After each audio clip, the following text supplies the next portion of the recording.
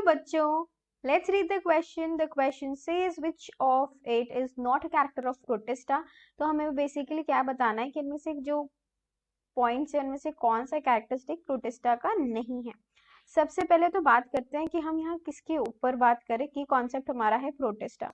Protista होते क्या है बच्चों, ये लेट्स अंडरस्टैंड दिस. प्रोटिस्टा क्या होते हैं?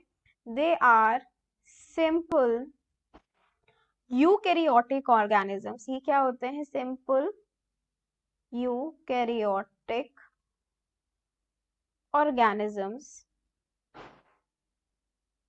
इनमें क्या होता है? इनके अंदर एक ट्रू न्यूक्लियस होता है inside the cell and they have true nucleus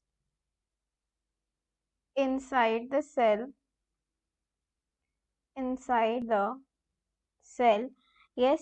और यहाँ पे एक और चीज होती है, यूकैरियोटिक होने का मतलब ये है कि इनका जो न्यूक्लियस है ना वो फुली डेवलप्ड होता है. सो फुली डेवलप्ड न्यूक्लियस इनका एक फीचर है. इसके साथ ही साथ जो न्यूक्लियस है ये हमें कहाँ देखने को मिलता है? मेम्ब्रेन बाउंड ऑर्गेनेल है जो साइटोप्लाज्म के अंदर हमें देखने को मिलता है. यहाँ जेनेटिक मटेरियल भी होता है. इसके साथ ही और भी कुछ खासियत है. यहाँ पे जो मोड ऑफ न्यूट्रिशन होता है, मोड ऑफ न्यूट्रिशन जब हम लोग प्रोटिस्टा की बात करते हैं तो वो क्या होती है? ये दो तरीके का है. ये ऑटोट्रोपिक भी है एंड साथ ही साथ ये हेटेरोट्रोपिक भी है. एक ये इसके इम्पॉर्टेंट फीचर है हेटेरोट्रोपिक. देन यहाँ पे एक और चीज होती है जो अभी हमने बात करी कि इसमें सेल वॉल्स होंगे ही. दे हैव सेल वॉल्स, अभी ऊपर मेंशन हमने देखा inside the cell wall.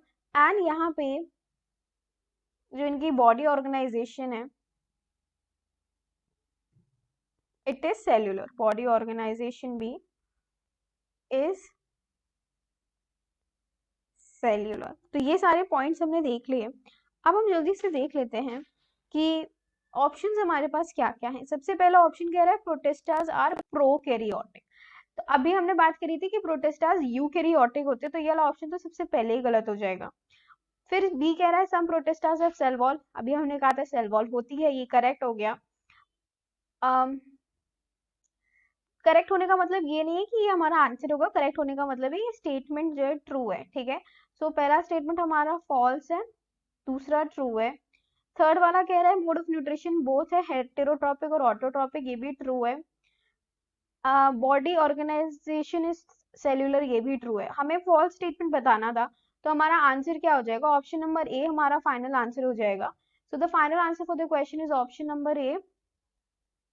Protist are prokaryotic. ये गलत है क्योंकि ये क्या होते हैं? They are eukaryotic. So I hope you have understood the solution well. Best of luck. Thank you.